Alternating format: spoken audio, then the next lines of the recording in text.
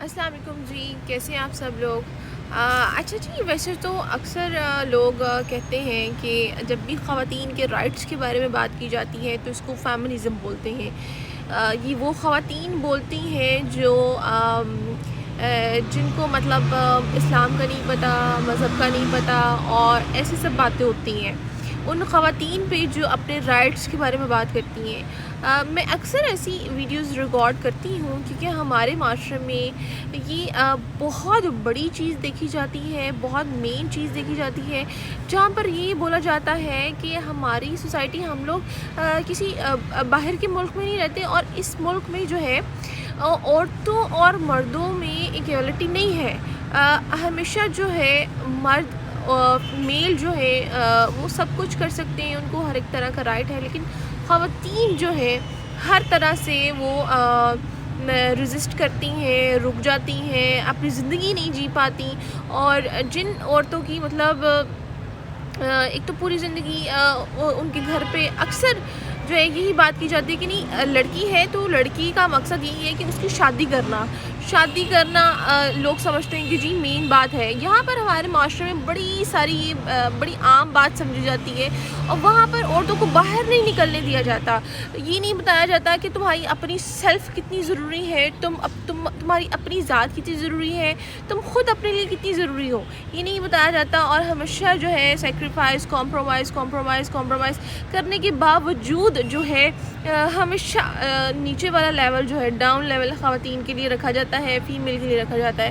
میں ایسا نہیں بولتی ہوں کہ اسلام میں ایکویلٹی ہے، ایکویلٹی نہیں ہے، بے شک مرد جو ہے سپیریئر ہے، لیکن افسوس کے ساتھ میں یہ بات کہنا چاہوں گی کہ ہمارے معاشرے میں جو میل ہے وہ ایکویلٹی جو ہے وہ برابری برداشت نہیں کرتے، وہ اس کے حقدار نہیں ہوتے۔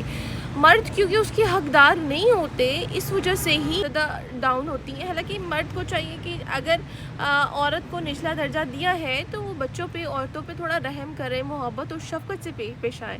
لیکن یہاں پر جب بھی دیکھا جاتا ہے، یہاں پر ہمیشہ جو ہے مرد زیادتی پہ ہوتے ہیں۔ میل کسی بھی ہم کسی بھی جگہ کی، کسی بھی پیشے کی، کسی بھی پروفیشن کی بات کر لیں، کسی بھی گھر کی بات کر لیں، ہر گھر میں جو ہے یہ کہانی چل رہی ہوتی ہے۔ پہلی بار جی شادی کر لیں، ان کو پڑھایا نہیں جاتا، کیونکہ شادی ہونی ہے، اور شادی کے بعد کیونکہ گھر بیٹھنا ہے، نوکری نہیں کرنی، جاب نہیں کرنی، اور صرف گھر بیٹھ کے کھانا پکانا ہے۔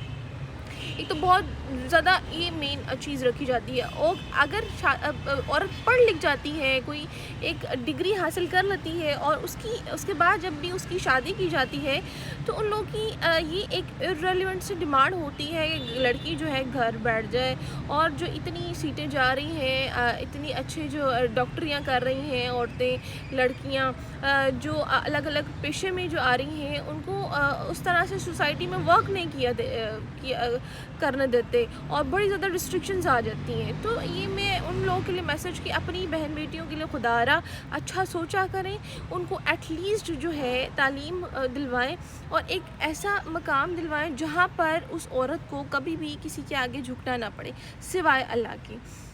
میں سب کو یہ میسج دینا چاہوں گی، اور جہاں پر بھی جب بھی آپ لوگ اپنی بیٹی کی شادی کر رہے ہیں، جس جگہ بھی اس کو بھیجیں تو کائنڈلی یہ ضرور دیکھیں کہ وہ لوگ کیسے ہیں۔ ہاں اکثر پتہ نہیں چلتا، لوگوں کا نہیں پتہ چلتا، ان رشتوں کا پتہ نہیں چلتا، اور وہ شادی کے بعد جب ایک دوسرے کے ساتھ رہتے ہیں تب ایک دوسرے کی اصلیت جو ہے سامنے آنا سٹارٹ ہو جاتی ہے۔ لیکن تب بھی عورت کے لیے یہ ضرور بتانا چاہیے کہ اس کو کہیں بھی کوئی بھی پرابلم آئے تو وہ اپنے حق کے لیے ایٹ لیسٹ سٹینڈ ضرور لے سکے۔ یہ نہیں کہ ہمیشہ برداشت کرنا زندگی رہے۔ تو جی ایک پازیٹیو میسج تھا سوسائٹی میں، جو بہت بڑا یہ ایک ایشو ہے، اور اس ایشو کو ہم لوگ اس طرح سے ختم کر سکتے ہیں، ریزالو کر سکتے ہیں۔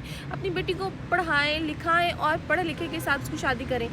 پڑھا لکھا اس سینس میں ہونا چاہیے کہ ڈگری اس کے پاس، اکثر جو ہے نا بہت ساری ڈگریاں لے کر بھی پڑھے لکھے نہیں ہوتے، جاہل ہوتے ہیں، تو ایسا پڑھا لکھا نہ ہو۔ آپ اپنی تحقیق کریں، اچھے سے پتہ کریں، وہاں پر اپنی بیٹی کی شادی کریں۔ اور معاشرے میں کیونکہ ایک عورت ہے، اس کا کردار، اس کو کوئی نہ کوئی کردار ضرور ادا کرنا چاہیے۔